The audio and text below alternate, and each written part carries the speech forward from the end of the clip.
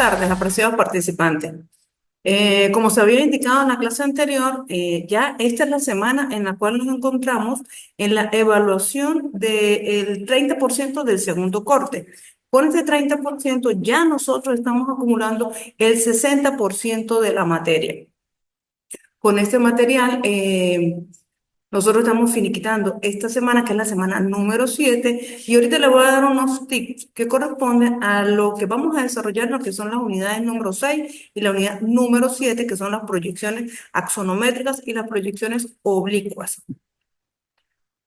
Aquí entonces, bueno, vemos el resumen de lo que inicialmente habíamos visualizado en la clase anterior. Entonces ya tenemos lo que es la unidad 1 y 2, 3, 4 y 5, ya las tenemos evaluadas hasta la fecha y está pendiente por evaluar la proyección axonométrica, que es la unidad número 6, y la unidad número 7, que son las proyecciones oblicuas.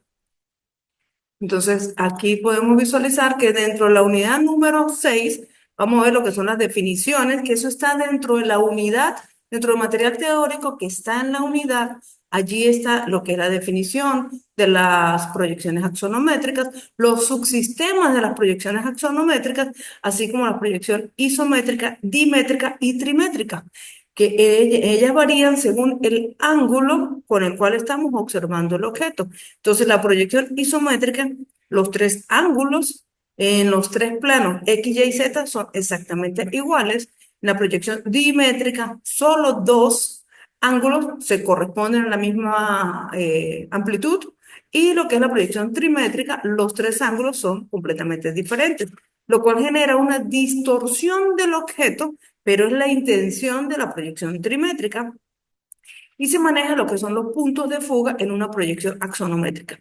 Con respecto a este punto, hay un material que elaboraron ustedes para la actividad número 1, cuando era lo de elaborar una fachada. La fachada correspondía a una edificación hospitalaria que estuviese cerca del área donde ustedes residen. Varios, puede ser por tema de movilización, hicieron fue la fachada de su casa. Algunos de ustedes manejaron profundidad en las fachadas. Entonces ahorita vamos a hacer unas observaciones al respecto de cómo desarrollar esa actividad y de los aspectos que debemos considerar para poder hacer las proyecciones, las actividades que vienen para hacer el cierre de la unidad número 6 y de la unidad número 7.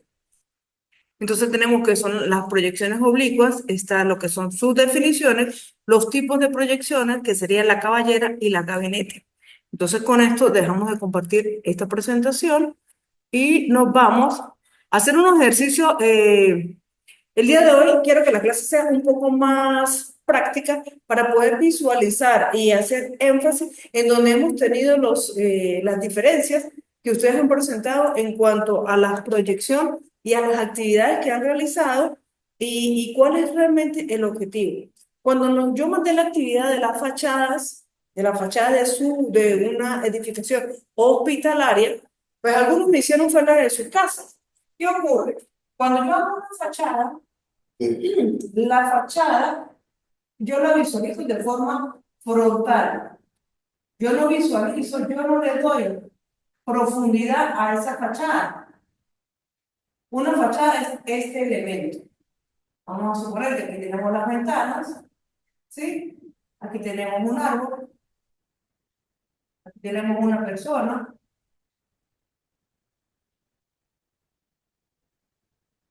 Eso es una fachada. Como podemos apreciar, una fachada plana, franca. Es decir, que yo me paro en todo el frente del objeto y lo veo sin darle profundidad. Algunos de ustedes sí le dieron profundidad al dibujo que hicieron. ¿Qué ocurre? Cuando yo le doy profundidad a un dibujo, vamos a suponer que yo le doy la profundidad del fondo de esta casa.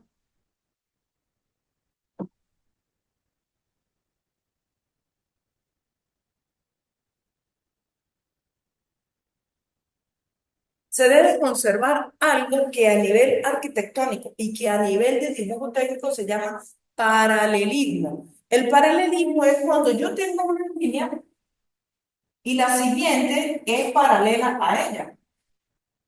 Entonces, cuando yo tiro esta línea de profundidad para darle el fondo de la vivienda o el fondo del dibujo que yo estoy haciendo, esa línea, las siguientes, que también van a indicar profundidad, tienen que ser paralelas a ella. Es decir, paralela, paralela, paralela, paralela. Y esta tiene que ser paralela a las otras. ¿Para qué? Para que se conserve algo que es muy importante dentro del dibujo técnico, que es la proporción.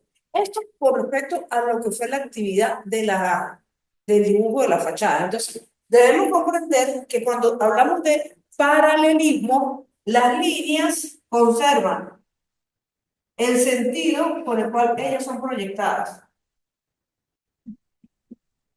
Yo no puedo, no podemos, no debemos hacer una línea y que la otra venga en este sentido. ¿Por qué? Porque ya se pierde el paralelismo. Entonces eso es importante cuando nosotros estamos trabajando profundidades. Ahora bien, para la que son las proyecciones axonométricas y las proyecciones oblicuas, este concepto o la definición de las líneas paralelas se desvirtúa. ¿Por qué? Porque la axonometría corresponde a ángulos y corresponde también, se maneja mucho lo que son los puntos de fuga. Ya vamos a visualizar lo que corresponden los puntos de fuga.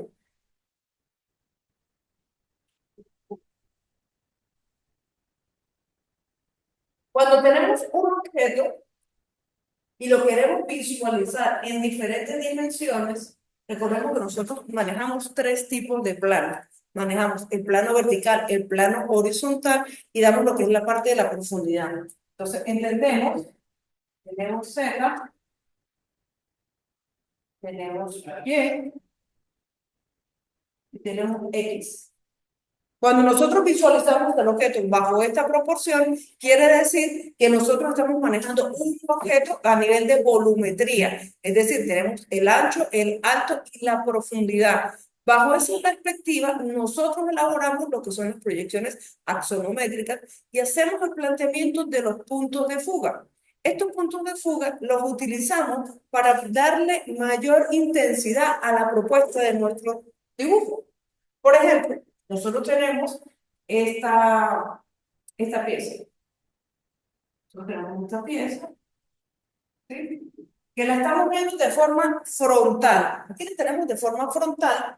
¿Qué hacemos nosotros? Nosotros, si queremos darle profundidad, ubicamos un punto de fuga. Yo puedo decir que un punto de fuga está aquí, punto de fuga, y el otro punto de fuga está aquí. Yo lo puedo hacer simétrico, punto de fuga. ¿Qué me indica a mí ese punto de fuga? Me quiere decir que las líneas que yo voy a proyectar a partir de este objeto van a ir hacia ese punto.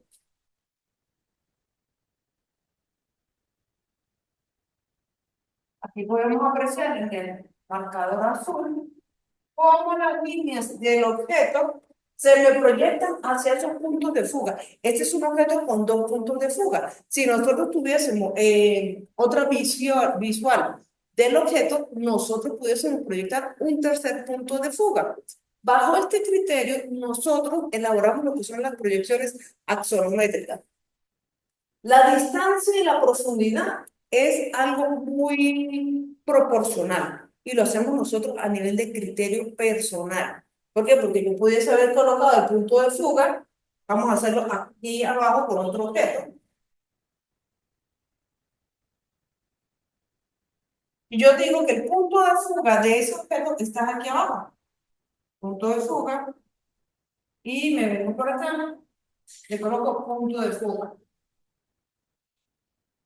Fíjense ustedes lo que es la orientación de los puntos de fuga. Aquí lo tengo hacia la parte superior del objeto, tanto hacia el lado derecho como hacia el lado izquierdo.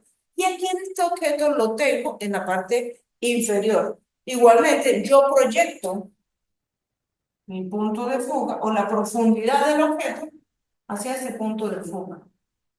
La distancia que se está manejando, que se está planteando, es variable según la distancia en la cual ubiquemos los puntos de fuga. Entonces, comprendiendo la analogía de lo que son los puntos de fuga, nosotros podemos elaborar y darle mayor calidad a nuestros objetos cuando los estamos dibujando.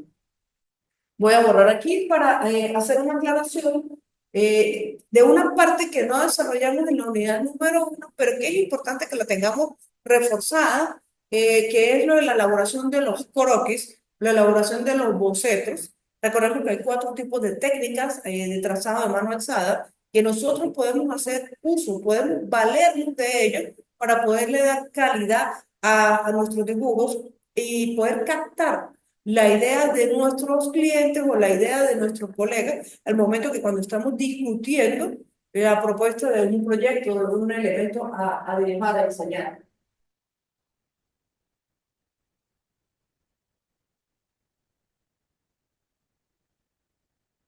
Vamos primero con lo que es un croquis de ubicación.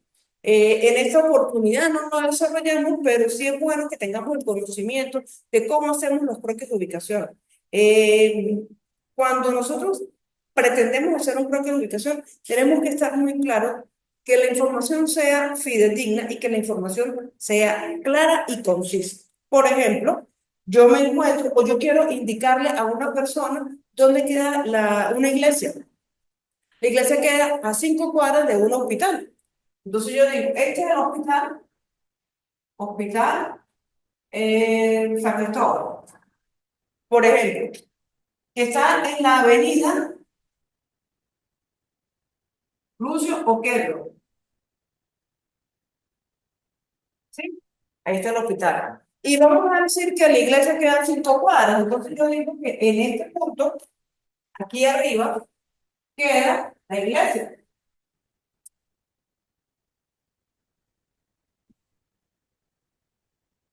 El croquis es el que me va a permitir a mí o le va a permitir a esa persona que me está pidiendo ayuda llegar de este punto a este punto. Por lo tanto, la información tiene que ser muy concisa, muy precisa para evitar que la persona se vaya a perder. Esto aplica para cualquier tipo de actividad. Por ejemplo, los que son ingenieros ambientales, cuando quieren orientar a una persona y dice, no, mire, que hay una cuenca hidrológica que está hacia la parte sur del poblado El Araguaneño. Entonces hay que darle la mayor información posible para que esta persona pueda llegar hasta el sitio donde se encuentra ubicada esa cuenca hidrológica. Entonces nosotros decimos que aquí hay una calle, aquí hay otra calle, aquí subimos, aquí hay un parque, aquí hay una escuela, esto es otra manzana, entonces yo le digo que tiene que seguir 2 cuadras por la misma avenida Lucio Quendo, luego cruzar a mano derecha, subir por la avenida, vamos a ponerle que sea la 19 de abril, tiene que pasar el Parque Murachí, Parque Murachí, pasar la escuela, vamos a suponer que sea la escuela de artes plásticas, escuela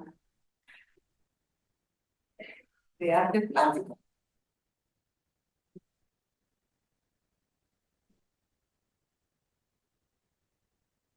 Y con este croquis, la persona puede llegar de forma asertiva de su lugar de origen a su lugar de destino, porque eso es lo que nos permite a nosotros los croquis.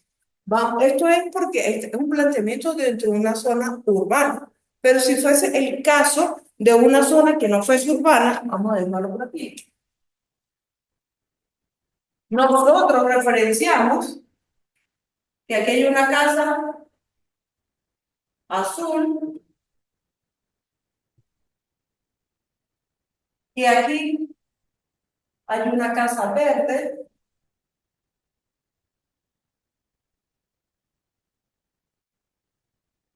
que aquí hay tres árboles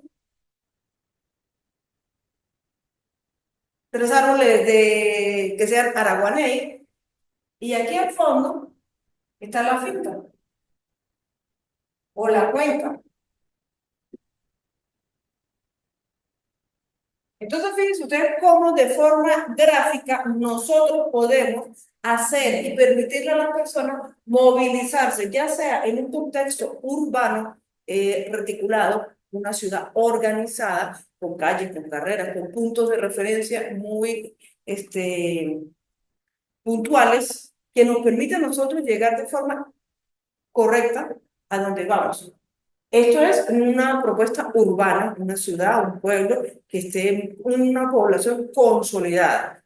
Aquí estamos hablando de una zona rural donde todavía no se han urbanizado, donde las casas son por referencias de colores, no tienen números catastrales, no hay mayor identificación. Entonces, uno le dice, de la casa azul sigue subiendo, pasa los tres árboles de Guaney, al frente va a conseguir una casa verde, sigue la vía y al final está la finca o está la cuenca. Entonces, esa es la importancia que nos permite a nosotros desarrollar lo que son los trazados a mano alzada, específicamente la... Ok, ¿qué se pasó? Ya va. Ok, entonces esta es la parte donde nosotros trabajamos desde la parte urbana y lo que es la parte rural. Esto nos lo permite desarrollar lo que es el trazado a mano alzada. Recordemos que la técnica del trazado a mano alzada tiene cuatro especialidades o cuatro gamas, lo que son las caricaturas, lo que son las impresiones, lo que es la grafía y lo que es la parte del croquis. Entonces, esta parte del trazado a mano alzada es fundamental para nosotros, los arquitectos, los ingenieros de ambiente, los ingenieros a nivel de la ingeniería civil, o simple y llanamente para poder ayudar a ubicar y a referenciar a una persona, un lugar de origen y un lugar de destino. Voy aquí borrando.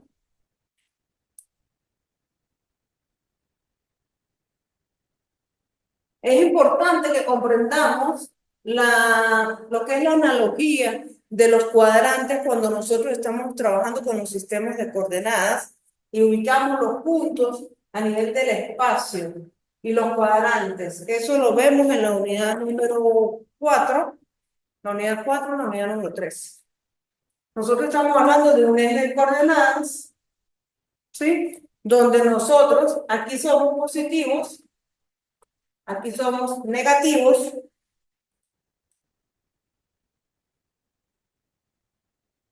Aquí somos negativos, aquí somos negativos, aquí somos negativos.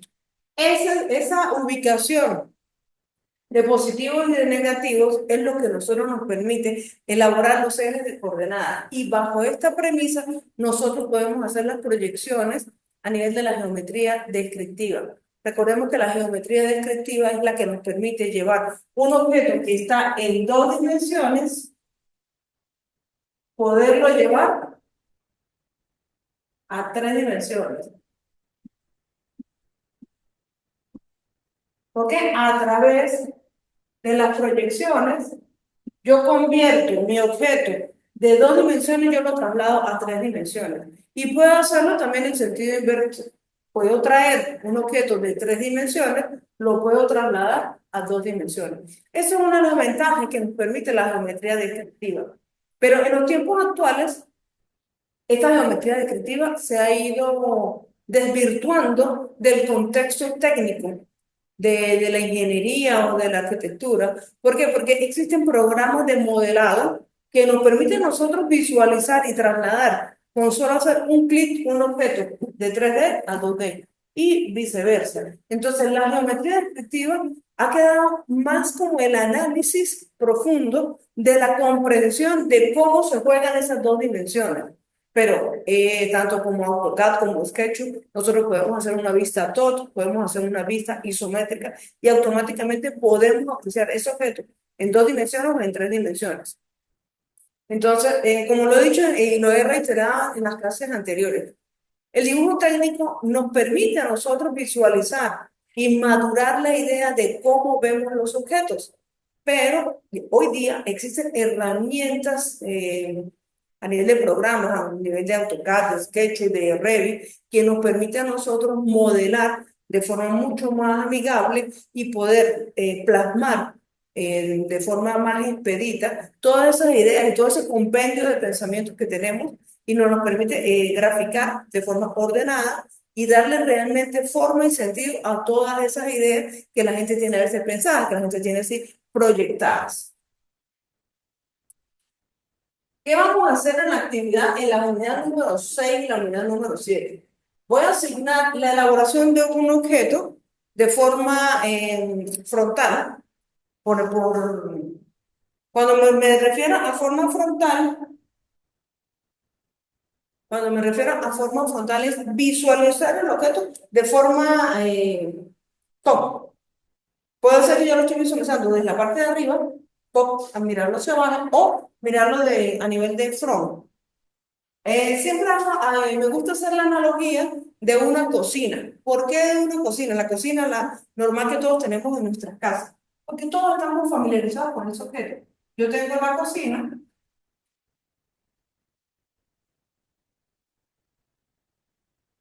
que es el horno de la cocina, y está en el arador de él. Aquí viene la parte superior, aquí vienen las hornillas, perillas.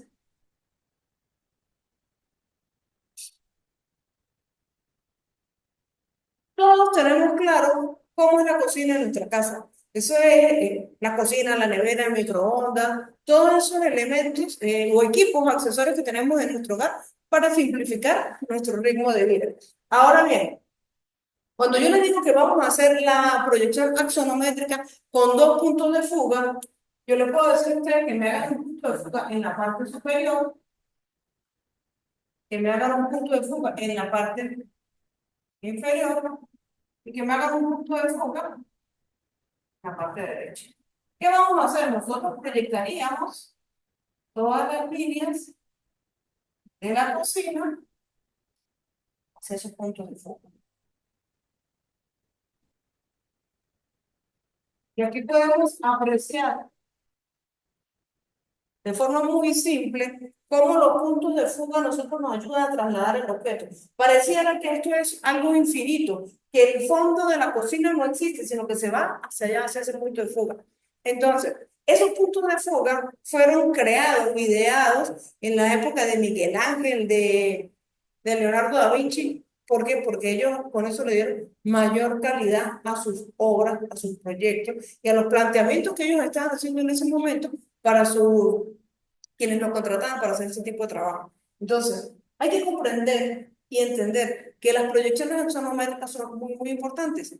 Vimos anteriormente lo que eran las líneas paralelas. Debemos conservar el paralelismo cuando nosotros estamos manejando isometrías, proyecciones isométricas, ellas deben conservar el paralelismo. Yo tengo el ángulo, todas mis líneas en una proyección axonométrica, isométrica, deben ser paralelas. Deben ser paralelas. ¿Por qué? Para poder conservar la proporción y la escala del elemento que estamos proyectando. Este ángulo es igual que este ángulo.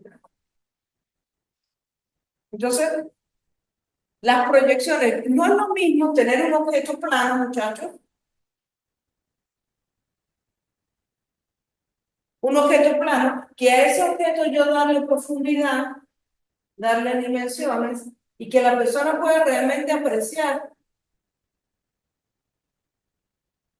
todo lo que nosotros estamos haciendo. Aquí es donde nosotros jugamos y enamoramos a nuestro cliente con la profundidad, con la perspectiva que le damos a cada uno de nuestros elementos. Entonces, con esto nosotros estaremos finalizando lo que es la unidad 6, la unidad número 7 de este periodo académico. Estén atentos para yo subir las actividades, poderlas desarrollar y darle el cierre que corresponde a la materia. He visto los trabajos de ustedes, trabajos muy, muy interesantes.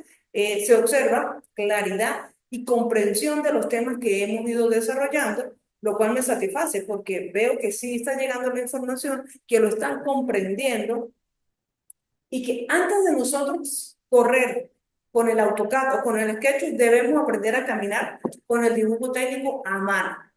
Si nosotros dominamos la expresión gráfica, la valorización de las líneas a nivel manual, se nos va a hacer muchísimo más fácil y más simplificado el trabajo a nivel de AutoCAD.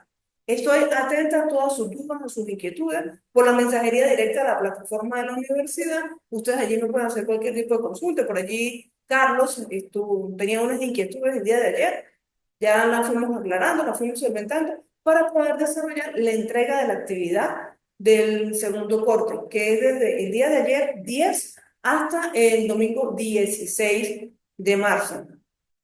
Un gusto haberlos saludado el día de hoy, muchachos.